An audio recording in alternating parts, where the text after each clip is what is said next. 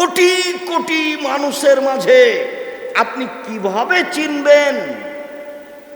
তখন বলছেন, আমি আমার উম্মতকে সামনের দিকে দেখে চিনে নিব, তেমনি ভাবে চিনবো ডান দিকে দেখে, তেমনি ভাবে চিনবো বাম দিকে দেখে, তেমনি ভাবে চিনবো পিছন দিকে দেখে।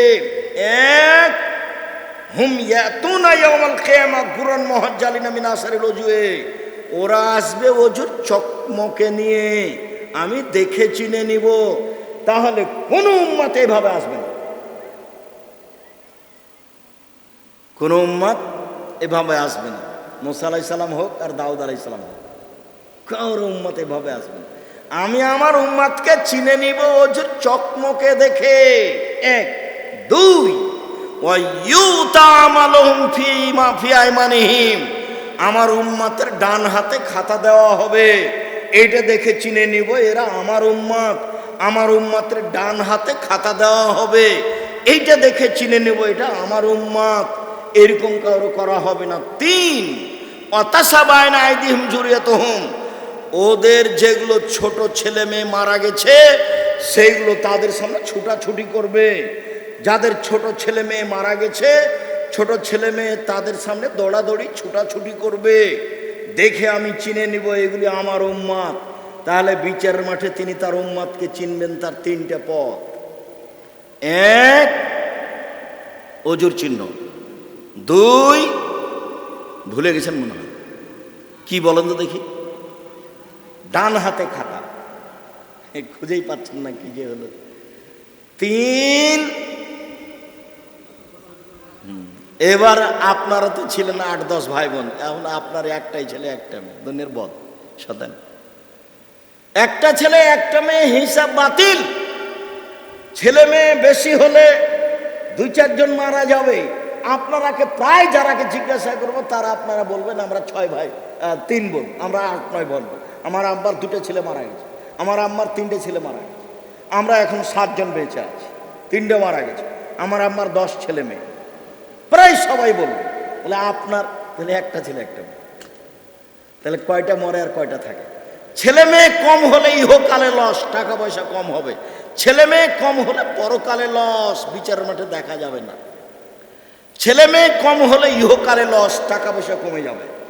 আর ছেলে মেয়ে যদি বেশি হয় ইহকালে লাভ। ঢাকাতে একটা, চট্টগ্রামে একটা, বিদেশে একটা, লন্ডনে একটা, আমেরিকা একটা। আমেরিকাটা বলছে আম্মা 7 দিনের মধ্যে আমি টাকা পাঠাচ্ছি, আসতে হবে আপনাকে আমেরিকা। লন্ডনে বলছে না না আম্মা আপনার কাছে যাবে না, আমার কাছে আসবে। চট্টগ্রামের বলছো ওইসব ছাড়ো তো তোমরা, মা এখন বয়স বেশি হয়ে গেছে, এখন কার কাছে আসবে? আমার কাছে আসবে। চট্টগ্রাম দেখছেন কি সম্মান। আর একটাই ছেলে মাকে বাহির করে দিয়েছে বাড়ি থেকে, দুনিয়ার বদ, মাকে বাড়ি থেকে বের করে দিয়েছে। হিসাব বাতিল, ওটা চলবে না। সম্মানিত দিনী ভাই বোন, ওজু একটি ভিন্ন ধরনের ইবাদত যা দিয়ে মানুষের পাপ মুছে যায়। ওজু একটি ভিন্ন ধরনের ইবাদত যা দিয়ে মানুষের পাপ মুছে যায়। ওবায়দা ইবনে সামিত রাদিয়াল্লাহু তাআলা আনহু বলেন, আল্লাহর নবী বলেছেন, as-salatul khams ইফতারাজাহুল্লাহু তাআলা, 5 ওয়াক্ত সালাত আল্লাহ ফরজ করেছেন। 5 ওয়াক্ত সালাত আল্লাহ ফরজ করেছেন। মান আহসানা ওযুহুন্না, কেউ যদি এই 5 ওয়াক্ত সালাতের ওযু সুন্দর করে করে, অসাল্লালে ওয়াক্তেহিন্না, সালাত যদি ঠিক টাইমে পড়ে, ও আতাম্মা রুকুহুন্না সুজুদাহুন্না, সুন্দর করে রুকু সিজদা করে, কানা আলাল্লাহি লাহু আহাদুন, তখন আল্লাহর উপরে একটা তার সাথে চুক্তি হয়ে যায়। আল্লাহ বলেন, এই শোনো, তোমার সাথে আমার চুক্তি হয়ে গেল, আমি তোমাকে জান্নাত দিব। আল্লাহ বলেন তাকে, তোমার সাথে আমার অঙ্গীকার হলো, আমি তোমাকে জান্নাত দিব। আল্লাহর কাজ মানুষের মুখামুখি হয় না। মসজিদ হলো আল্লাহর ঘর, মসজিদে ঢুকে বলা যাবে না আল্লাহ আপনার ঘরে বসতে চাচ্ছি, বসবো কি? এভাবে বলবেন না, কিভাবে করবেন বলেন তো দেখি? 2 রাকাত সালাত আদায় করবেন, তখন আল্লাহ আপনাকে কি বললেন? বসে। যখন আপনি 2 রাকাত সালাত আদায় করবেন তখন আল্লাহ আপনাকে কি বললেন? যে বসেন। এই জন্য 24 ঘন্টা যে কোনো সময় মসজিদে ঢুকলে 2 রাকাত সালাত আদায় করতে হবে বসলে, আর না বসলে ঢুকে চলে আসেন। আর যারা এই পথ অবলম্বন করেছে যে ঢুকে আগে বসতে হবে, তারা রাসূলের বুখারী মুসলিমের হাদিসকে অপমান করেছে। ঢুকে আগে অনুমতি দিতে হবে বসার জন্য। তো এখন আল্লাহর সাথে আমার চুক্তি হচ্ছে, কি মুখামুখি হবে? চুক্তি হয়ে যাবে। 1 সুন্দর ওযু, 2 সময়ে সালাত, 3 রুকু সিজদা ঠিক। তাহলে এবার তার সাথে আমার চুক্তি হয়ে গেছে। তিনি আমাকে কি দিবেন? জান্নাত দিবেন মর্মে লিখিত চুক্তি হয়েছে। এইবার বলছেন আল্লাহর নবী, মাল্লাম ইয়াফাল, কেউ যদি সুন্দর করে ওযু না করে, সময় মতো সালাত আদায় না করে, ঠিকঠাক রুকু সিজদা না করে, আল্লাহর সাথে কোনো চুক্তি হয়নি। ইনসা আযাবাহু আযাবাহু ইনসা গাফারা লাহু, আল্লাহ চাইলে ক্ষমা করে দিবেন, আল্লাহ চাইলে শাস্তি দিয়ে দিবেন, আল্লাহ চাইলে ক্ষমা করে দিবেন, আল্লাহ চাইলে শাস্তি দিয়ে দিবেন। কথা বুঝাতে পারিনি, আবার বলি। সুন্দর করে ওযু, একটু পরে সুন্দর ওযু কাকে বলে বলবো, একটু কথা, সেটা হলো সুন্দর ওযু। সুন্দর ওযু। 2 কি বলেন তো? সময় মতো সালাত। একবারে 5টার সময় আসর পড়ছে, এটি কি সময় মতো হলো? সূর্য উঠে উঠে তখন ফজর পড়ছে, এটি কি সময় মতো হলো? 2 হলো সময় মতো সালাত। 3 বলেন তো কি? রুকু সিজদা ঠিক করে করা। তাহলে এবার কার সাথে চুক্তি হয়েছে? কাছাকাছি চলে এসছে আর একটু। কার সাথে এবার চুক্তি হলো? আল্লাহর সাথে, জান্নাতের। রাসূল সাল্লাল্লাহু আলাইহি ওয়াসাল্লাম বলেন, লা তুকবালু সালাতুন বিগাইরি তাহুরিন, ওযু ছাড়া সালাত হবে না। ওয়ালা তুকবালু সালাতুন মিন গুলুলিন, আত্মসাতের টাকা দান করলে নেকি হবে না। ওযু না করলে সালাত হবে না, অবৈধ টাকা দান করলে নেকি হবে না।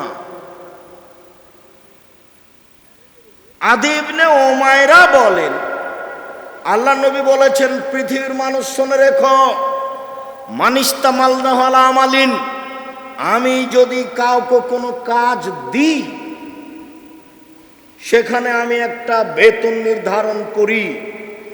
ফাকাতামা মিখিয়াতান ফামাফাকাহু, কাজে কেউ যদি একটা সুই সমপরিমাণ আত্মসাৎ করে, মসজিদের সভাপতি বিশ্বাসঘাতকতা করে, মাদ্রাসার সভাপতি বিশ্বাসঘাতকতা করে, প্রিন্সিপাল ভাইস চ্যান্সেলর বিশ্বাসঘাতকতা করে, চেয়ারম্যান মেম্বার এমপি মন্ত্রী বিশ্বাসঘাতকতা করে, যারা টেন্ডার নিয়েছে রাস্তা তৈরি করা বিশ্বাসঘাতকতা করছে, যারা যমুনা পদ্মা সেতু তৈরি করছে এরা, যারা যেখানে যেটুকু বিশ্বাসঘাতকতা করেছে বিচারের মাঠে সেটুকু কাঁধে নিয়ে উঠবে বিচারের মাঠে। হাদিস বুখারী মুসলিম। বিস্তারিত দেখতে চাইলে দেখতে হবে আত্মসাৎ। আলোচনার নাম কি? আত্মসাৎ। হাদিসের সাথে একটা বাক্য এসেছিল তাই বললাম। রাসূল সাল্লাল্লাহু আলাইহি সাল্লাম বলেন, মিফতাহুস সালাতে আত-তাহুর, ওযু হলো সালাতের চাবি। ঘরে তালা মারা আছে, ঢোকেন তো কিভাবে ঢুকবেন? চাবি লাগবে, তালা খুলে ঢুকবেন। তো এখন সালাতের চাবি কি বলেন তো? হ্যাঁ, সালাতের চাবি নামাজ, ওই কথাটা মিথ্যে, জালান। জান্নাতের চাবি সালাত, ওগুলো একটা কথা ঠিক না। সালাতের চাবি হলো ওযু। তো ওযু না হলে তো আর আপনি সালাত আদায় করতে পারছেন না, কেন? তালা মারা আছে, ঘরে তালা মারা আছে, ঢোকেন তো দেখি, খুলে ঢুকতে হবে। তাআলা নবী বলছেন যে সালাতের চাবি হলো ওযু। তো ওযু যদি ঠিক না হয় তাহলে সালাতে ঢোকা যাচ্ছে না। আবু হুরায়রা রাদিয়াল্লাহু তাআলা আনহু বলেন, আল্লাহর নবী বলেছেন সালাত 3 ভাগে বিভক্ত। আর তাহুরু সুলুসুন, ওযু হলো 3 ভাগের 1 ভাগ। রুকু 16, রুকু হলো 3 ভাগের 1 ভাগ, আর সুজুদ 16, সিজদা হলো 3 ভাগের 1 ভাগ। ফানাদাহাবে হাক্কিহা, কেউ যদি ঠিক ঠিক 3টা কাজ করে কবেলাত সলাতহু, তার সলাৎ কবুল করা হবে। অকবেরা সাহেব আমাদেরই সব আমল কবুল করা হবে। আর কেউ যদি অজু ঠিক না করে, রুকু ঠিক না করে, সিজদা ঠিক না করে, তাহলে তার সলাৎ কবুল করা হবে না, কোন ইবাদত কবুল হবে না, সব গেছে। চলেন আলোচনার শেষ হাদিস, খুব খেয়াল করে থাকবেন। জাতিকে কোনোদিন ফাঁকি দিনই ধর্মের নামে, কাজেই মুখের কথা মূল্যায়ন করবেন, মিডিয়াতে আছে। কাজেই কলমের কথা মূল্যায়ন করবেন, বই পুস্তকে আছে। টাঙ্গাইলের লোক বই পুস্তক মূল্যায়ন করে। যাওয়ার সময়তে সবার পছন্দনীয় মানুষ আব্দুল্লাহ, আমাকেও ভালো লাগে, আমিও আব্দুল্লাহর বক্তব্য শুনি, দীর্ঘ সময় শুনি, অনেক কথা। আব্দুর রহিমেরও বক্তব্য দেখি ওইরকমই, যেটা আমার জানা ছিল না, ও বললো তখন আমার কাছে ধরা পড়লো, ওহো আমি তো এই কথা বলেছি কিন্তু এভাবে তো বলিনি। তা আব্দুল্লাহ মিন্নাতুল বারি লিখেছে, আব্দুল্লাহর বই পড়েন, খুব গুরুত্বপূর্ণ বই। আমরা আরও যেসব বইগুলো লিখেছি, যেমন উপদেশ, আজকের আলোচনা উপদেশ বইয়ে আছে। আর সলাতের উপরে তো বই লেখার প্রয়োজন ছিল না, তবু আমি লিখলাম যে আমি একটু ভিন্নভাবে সুন্দর করে পেশ করার চেষ্টা করেছি। আর এগুলো বই যদি কিনতে না পারা যায় তো খালি হাতে যাবেন না, একটা ইতেসাম পত্রিকা হাতে করে যাবেন। লাখ লাখ টাকা খরচ করছেন আপনারা ইতেসাম পত্রিকা বের করতে, টাকাটা আপনি দেননি তো অন্য কেউ তো দিয়েছে, সেটা তো আপনার ভাই।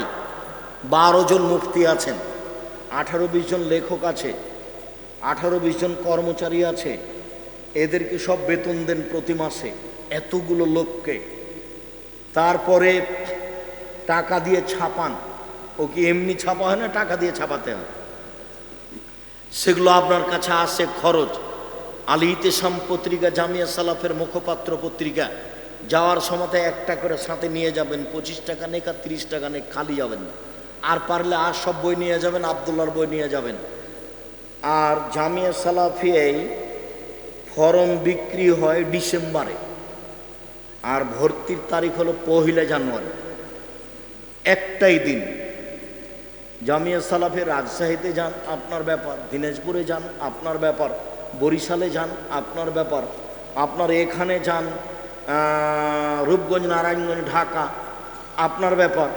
আর 7-8 সামনে বৃহস্পতিবার শুক্রবার জামিয়া সালাফে ডাঙ্গিপাড়ায় সম্মেলন, ভালোভাবে প্রস্তুতি নিয়ে যাবেন। এই সম্মেলন আপনাকে মূল্যায়ন করতে হবে। সবাই বিষয়ভিত্তিক বক্তব্য দিবে, আর বিষয় হলো রাসূলের চরিত্র, রাসূলের আদর্শ। সবার ওইভাবে ওই বিষয় ভাগ করা আছে, বিষয়ভিত্তিক আলোচনা হবে। যাবেন 7-8। আবার যেদিন রূপগঞ্জ নারায়ণগঞ্জে হবে সেদিন এটা নিজের প্রতিষ্ঠান মনে করবেন, নিজে যাবেন। আল্লাহর নবী বললেন, কেউ যদি সুন্দর করে অজু করে মানে সব জায়গায় 3 বার করে ধয়। সুন্দর অজু কি বলেন তো দেখি? কবজি পর্যন্ত ধুইতে 7-8 বার যদি পানি লাগে, সম্পূর্ণ যখন ভিজে গেছে তখন 1 বার ধোয়া, ধোয়া জায়গায় পানি দিলে 2য় বার ধোয়া, ধোয়া জায়গায় পানি দিলে 3য় বার ধোয়া। এ হলো সুন্দর অজু। এই ছেলে বসো, তুমি সুন্দর অজু বলতে পারবা? ঢং দেখাচ্ছ কেন আমাকে? তোমার জজ কোর্ট আছে না হাইকোর্ট আছে? সুন্দর অজু কাকে বলে বলেন তো দেখি? যেই জায়গাটা ধুইতে হবে, যেমন প্রথমবারে কবজি পর্যন্ত, তো 2 হাতের কবজি পর্যন্ত সম্পূর্ণ ভিজাতে 5 বার পানি লাগুক। একবার যখন সম্পূর্ণ ভিজে যাবে তখন হলো 1 বার ধোয়া। মনে থাকবে না? ধোয়া জায়গায় পানি দিয়ে ধোয়ার নাম 2য় বার ধোয়া, ধোয়া জায়গায় পানি দিয়ে ধোয়ার নাম 3য় বার ধোয়া। এই হলো সুন্দর অজু। সুন্দর করে অজু করলো, রাতে উঠে হাত তুলে দোয়া করলো, সূরা দোয়া ইউনূস পড়লো আগে, তারপরে দুরূদে ইব্রাহিম পড়লো, হাত তুলে কান্নাকাটি করে আমাকে বলল, যাহাই বলিবে তাহাই শুনিব। অজুর ঢংটা হবে সুন্দর। এইবার আল্লাহর নবী বলছেন, মা মিন মুসলিমিন ইয়াতাওয়াদ্দাউ, যে কোনো পুরুষ নারী অজু করে, সুন্দর করে অজু করে, তারপরে বলে আশহাদু আল্লা ইলাহা ইল্লাল্লাহু ওয়াহদাহু লা শারীকা লাহু ওয়া আশহাদু আন্না মুহাম্মাদান আবদুহু ওয়া রাসূলুহু, এই দোয়া পড়ে, তাহলে 8টি জান্নাতের সব দরজা খুলে দেওয়া হয়েছে। ঢোক, যেটা ভালো লাগে সেটা ঢোকে। সিয়াম পালন করলে তো একটা, হজ করলে তো একটা, আর দান করলে তো একটা, আর যদি সুন্দর করে অজু করে এই দোয়া পড়েন তো কি হলো? 8টাই। এ কথা আমি বলিনি, এ কথা মুহাম্মদ সাল্লাল্লাহু আলাইহি সাল্লাম বলেছেন, হাদিস বুখারী মুসলিম। কারো বিবেচনার 5 পয়সা দরকার নেই, চিন্তা ভাবনার 5 পয়সার প্রয়োজন নেই। হাদিস বুখারী মুসলিম। কে বলেছেন? মুহাম্মদ সাল্লাল্লাহু আলাইহি সাল্লাম বলেছেন, যে কোনো পুরুষ যে কোনো নারী, যে কোনো পুরুষ যে কোনো নারী, যে কোনো পুরুষ যে কোনো নারী সুন্দর করে অজু করলো, অজুর পরে বলল আমি সাক্ষ্য দিচ্ছি আল্লাহ ছাড়া কোনো মাবুদ নাই, আমি সাক্ষ্য দিচ্ছি মুহাম্মদ আল্লাহ রাসূল, আল্লাহর কোনো শরীক নেই, শরীক মুক্ত সত্তা হচ্ছেন আল্লাহ, আশহাদু আল্লা ইলাহা ইল্লাল্লাহু ওয়াহদাহু লা শারীকা লাহু ওয়া আশহাদু আন্না মুহাম্মাদান আবদুহু ওয়া রাসূলুহু, আমি সাক্ষ্য দিচ্ছি মুহাম্মদ আল্লাহর রাসূল, মুহাম্মদ আল্লাহর বান্দা। এই দোয়া যে পড়বে তার জন্য সব দরজা খোলা। মহিলাদের জন্য আরেকটা কাজ আছে, স্বামী তিতা লাগলো মিঠা লাগলো স্বামীকে মেনে চলতে হবে, প্রতিবাদ করা হবে না। প্রতিবাদ কি জিনিস? মহিলা মানুষ, আপনি শোনেন, এই মেয়ে কথা বলছো কেন, ঢং করছো কেন? শোনেন, আপনি মহিলা মানুষ, কোনো সময় প্রতিবাদ করবেন না আর অভিমান করবেন না, সংসার সুন্দর হবে। প্রতিবাদ করলে আর অভিমান করলে শয়তান আপনাকে পাগল বানাবে। অভিমান কি জিনিস? তোমাকে একটা ভালো শাড়ি নিতে বলেছিলাম কতদিন আগে, তুমি করলে না, তুমি আমার কথা মানো না। তোমাকে আমি এই জিনিসটা আনতে বলেছিলাম, তুমি কোনো দিন আনলে না। তখন খালি শয়তান ওই মহিলাটাকে বলবে, দেখ না তোর স্বামী কোনোদিন কোনো কথা মানে না, আসলেই তো মানে না। আবার বলবে, দেখ না তোর স্বামী একদিনও মানেনি। অভিমান করলে কে সুযোগ পায়? শয়তান সুযোগ পায়। অভিমানই নাই। আমি সাধারণ ঘরের মেয়ে, আপনার বাসায় এসেছি, যেভাবে রাখবেন সেভাবেই থাকবো। কাপড় মোটা হলেও কোনো আপত্তি নাই, চিকন হলেও কোনো আপত্তি নেই। পান্তা ভাত হোক আর গরম ভাত হোক, আমার পক্ষ থেকে কোনো প্রকার আপত্তি অভিমান নেই। তখন শয়তান কি করবে? তাহলে গেলাম। প্রতিবাদ, হ্যাঁ তুমি আমার মাকে কথা বললে কেন, তুমি আমার মাকে এভাবে বলবে কেন? তখন শয়তান বলবে, তোর মাকে আর একদিন গালি দিয়েছিল, তোর মনে নাই? তোর মাকে আর একদিন গালি দিয়েছে। একদিন তো চলে এসেছিল শয়তান, তোর মা কিছু খাওয়ার পানি করেনি, কতদিন তোকে বললো, তোর মা তো আমার জন্য কিছু রান্না করলো না। এগুলো কে বলাচ্ছে? শয়তান বলাচ্ছে। যার জন্য মহিলাদের অভিমানও থাকা হবে না, প্রতিবাদও থাকা হবে না। বুঝা যায় না কথা না কি? অভিমানও থাকা হবে না, প্রতিবাদও থাকা হবে না, তাহলে সংসার সুন্দর হবে। 1 5 ওয়াক্ত সালাত, 2 রমজানের রোজা, 3 স্বামীকে মেনে চলা, তিতা লাগলেও মিঠা লাগলেও, 4 জেনায় লিপ্ত না হওয়া। এবার জান্নাতের সব দরজা খোলা। শুকরিয়া, জাযাকুমুল্লাহ খাইর। উপস্থিত দিনী ভাই বোন, আমি আপনাদের জন্য আন্তরিকভাবে কল্যাণ কামনা করি। অজু সুন্দর করে করার চেষ্টা করবেন এবং সম্মেলনে যাওয়ার চেষ্টা করবেন। বই পুস্তকগুলি সবাই নিয়ে যাবেন, কেউ খালি যাবেন না। টাকা না থাকলে একটা পত্রিকা নিয়ে যাবেন। সকল দিনই ভাই। ও, তুমি নতুন বিবাহ করেছো তো? কুমারী মেয়ে বিবাহ করেছো না তালাক প্রাপ্তা মেয়ে বিবাহ করেছো? তালাক প্রাপ্তা মেয়ে বিবাহ করেছি। আরে তুমি কুমারী মেয়ে কেন বিবাহ করলে না? তুমি তার সাথে খেলতো, তোমার সাথে খেলতো। তখন আল্লাহ রসুল জাবের বলছেন, শোনেন আল্লাহর নবী, আমার বাপ ওহুদের যুদ্ধে শহীদ হয়েছেন 9 জন মেয়ে রেখে। আমার কয়জন বোন আছে? 9 জন। আকরাহু আন উযাব্বিজা মিসলাহুন্না, আমি তাদের বয়সের মেয়েকে বিবাহ করা পছন্দ করিনি। বেঢঙ্গা কথা বললে হবে না সব সময়। দেখেন হাদিস তো বুখারী মুসলিম। ওর বোনকে লালন পালন করতে হবে, এটা ভাইয়ের মাথায়। বাপ নাই এখানে স্থানে, কে কাজ করবে? ভাই কাজ করবে। ভাইয়ের নামে জমি বেশি হলো কেন? স্বামী যদি বোনের মারা যায়, কার কাছে এসে বোনটা পড়বে? ভাইয়ের কাছে। বাপ মারা গেলে ওর বাপের যত আত্মীয় স্বজন, বন্ধু বান্ধব সব ওই মেয়ের বা স্বামীর বাড়ি যাবে না ওর ওই ছেলের বাড়িতে আসবে? বংশ টিকিয়ে রাখছে কে? ছেলে। আত্মীয় স্বজন টিকিয়ে রাখবে কে? ছেলে। প্রয়োজনে বোনের 10 বার বিবাহ দেওয়া লাগবে, একবার বিবাহ দেওয়া লাগবে, ছোট বোন বড় সবকে দেখতে হবে, এটা দেখবে কে? ভাই দেখবে। এই জন্য এখানে জমি জায়গা ডবল। তো আমার আব্বা মারা গেছেন, আমার 9 জন বোন আছে, আমি তাদের সমবয়সের মেয়েকে বিবাহ করা পছন্দ করিনি 4টে কারণে।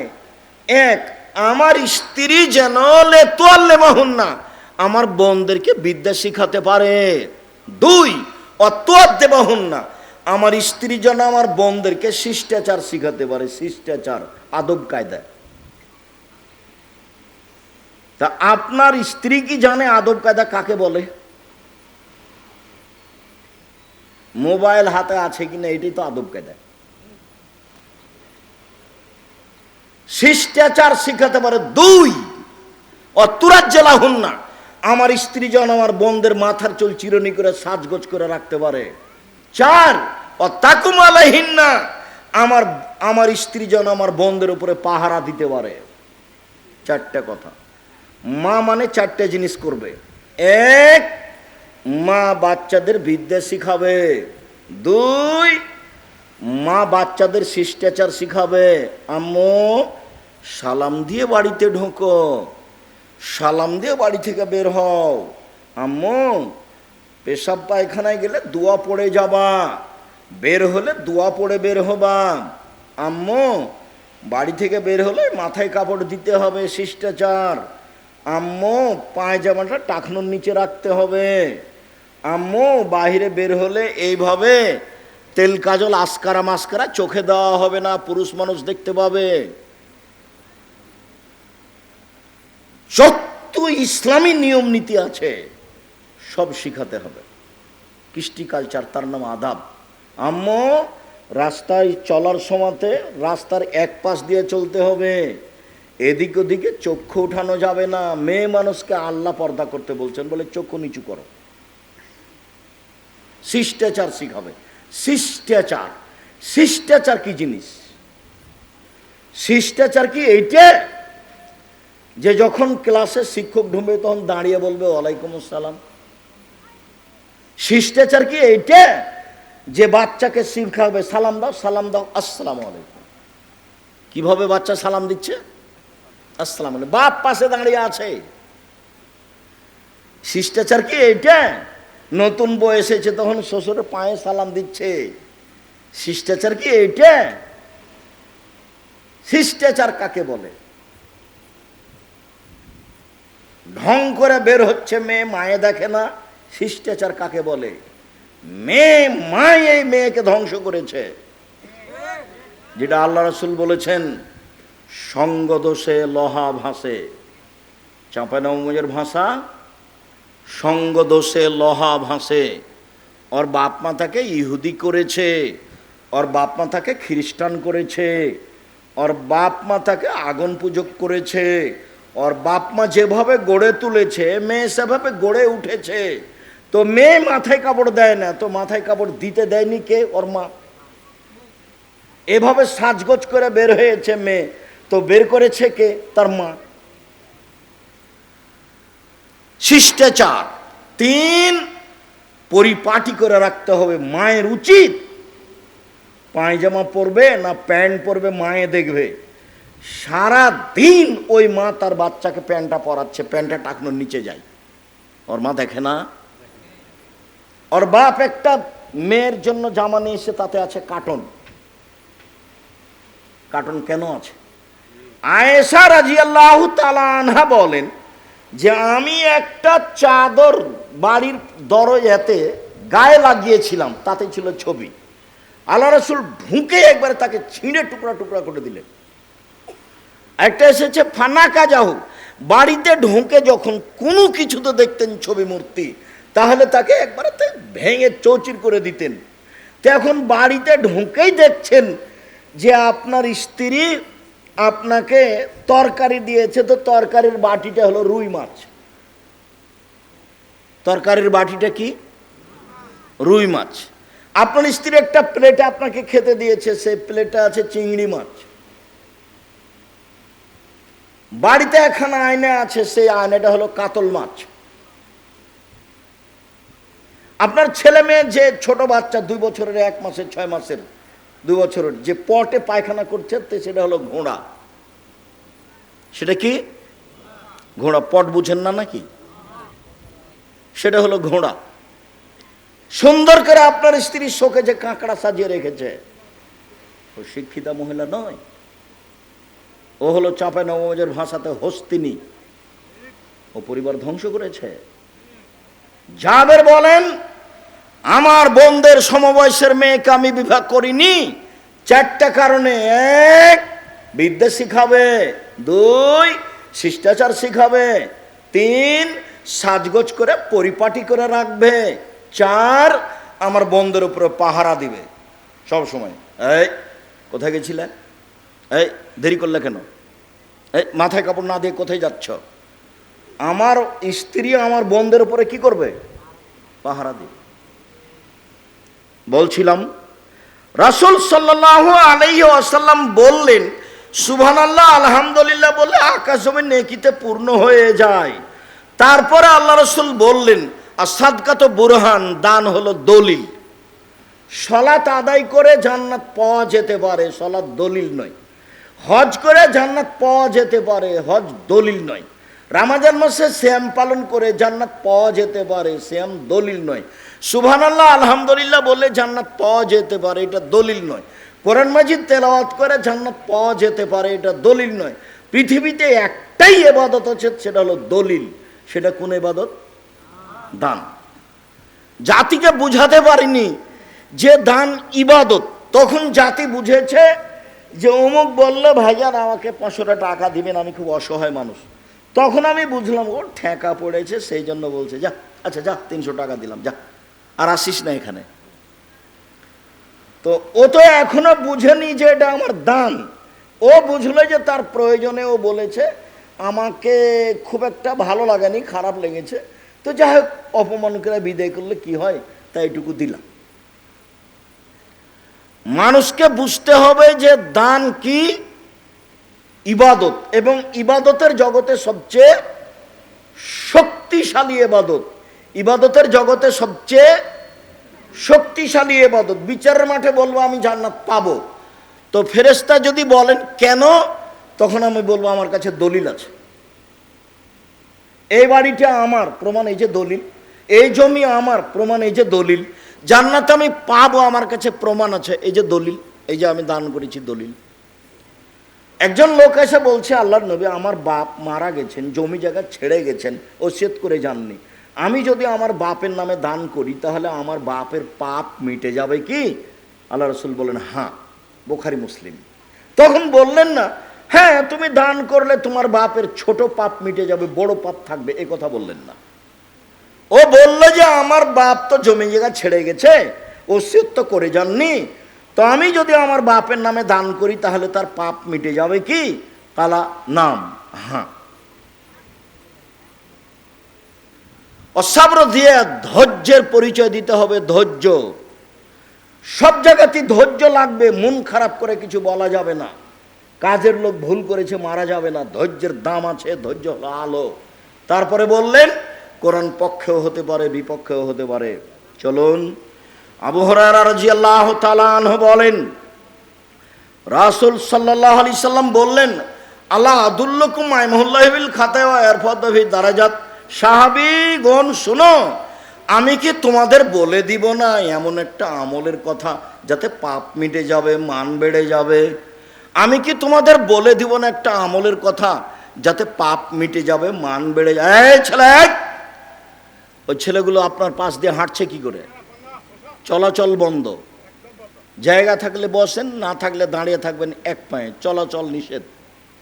আমাকে দয়া করে কোনো কাজ দেখাবেন না যে এখন বক্তব্য চলছে ওই কাজটা করে আসি। এটা আমি কোনোদিন চাইনি। নতুনভাবে আপনি আমাকে বুঝছেন, এটা আমি চাচ্ছি না। আগে থেকে যেটা বুঝেছেন সেটাই আমি।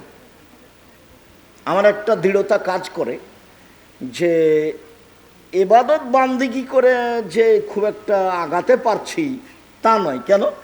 6 মাস গাড়ির উপরেই থাকলাম, এই যে শুরু হলো গাড়ির উপরেই আছি আপনার এপ্রিল পর্যন্ত, কি ইবাদত করব?